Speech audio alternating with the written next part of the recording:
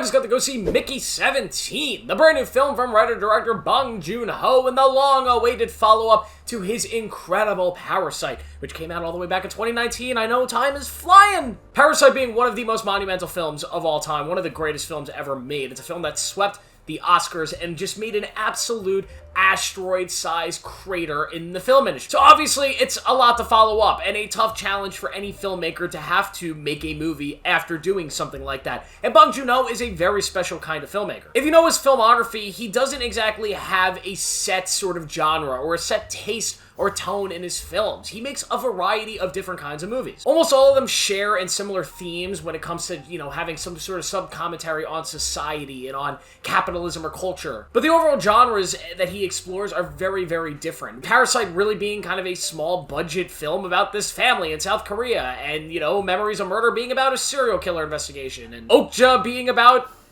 whatever Okja was about. I forgot everything that happened in that movie. But Mickey 17 is a very different style of film. This is a sci-fi comedy, a big budget sci-fi comedy that is so different from Parasite and such a departure from everything that made that film work that I gotta give Bong Joon-ho props from the start for even attempting or thinking of making this movie as his follow-up. I mean, what a big swing and what a large departure that must have been terrifying, and definitely, there's a big chance for him that this could have just not worked. It would have been very easy for Bong Joon-ho to go and make something very similar to Parasite, another film to try to win big Oscar awards. So I give him props for making something like this, something that's clearly not going to be the Academy's taste in film, this ridiculous sci-fi comedy. But I also want to express how I am a little disappointed by this film, and sort of wish that maybe he had chose to go in another direction. Now, Mickey 17, it's disappointing not because it's not a great follow-up to Parasite, but I just don't think it's a good adaptation of a book that I really liked. Mickey 17 is based on a book called Mickey 7 by Edward Ashton, and it's basically about the same exact thing that the movie is. The movie is about this guy, Mickey, who goes on this space mission to colonize a new planet. And his mission on this space mission and this colonization mission is essentially to die. You see, Mickey is special. They have the ability to regenerate his bodies with his memories and everything intact. So anytime he dies, they could essentially just bring him back. And the main plot of this movie is this sort of, terrible situation that Mickey gets himself into when he and another version of Mickey are around at the same time. They're duplicates. So there's two Robert Pattinson Mickeys running around and they have to deal with this issue. That part of the plot is pretty much the same exact thing as the novel. There are a lot of other things about the novel that are very different from the movie. Things about the novel that I personally absolutely loved and was excited to see adapted that don't really make it in here. The movie really is its own sort of thing on that concept of the story. Robert Pattinson plays Mickey Barnes, aka Mickey 17, aka Mickey 18 as well, and I will say Robert Pattinson is doing something here I have a lot of respect for. Is it something I really enjoyed watching?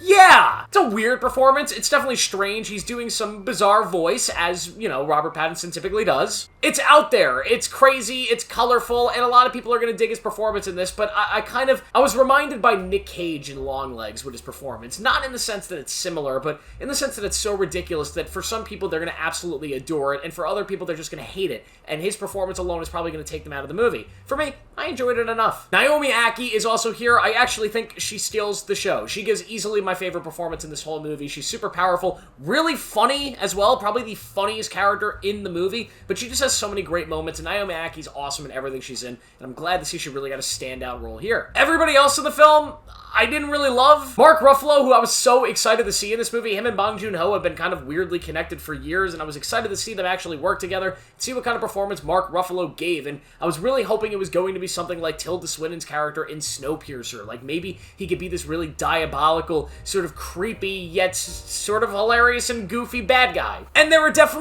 going for that, at least in the scripting phase of this character. I just don't like how Mark Ruffalo actually portrayed this character. Essentially, what he did was a really bad Trump impression. And it's so obvious that's what he's going for. He's going for Trump. He's doing the mannerisms and the voice, and it's just, I didn't dig it. It's enough. We've seen enough of it. Play a better villain. You could have the themes of it, sure, but I just didn't like his impersonation performance. I felt like I was watching Saturday Night Live. It just didn't work, and it ruined the character, a character that I thought was done much better in the book. Toni Collette, I think, is fine playing, the secondary villain here. She's doing what Toni Collette does best, which is being an unbelievably powerful part of a movie, but making me feel like we needed to see more of her. Please, Hollywood, if you're going to cast Toni Collette, let her be a star of a film. I keep watching these movies where she's just kind of there for a little bit, and doesn't get to do much. She's so good, let her do more. Same thing for Steven Yeun. What is it with Hollywood directors, big Hollywood names, casting Steven Yeun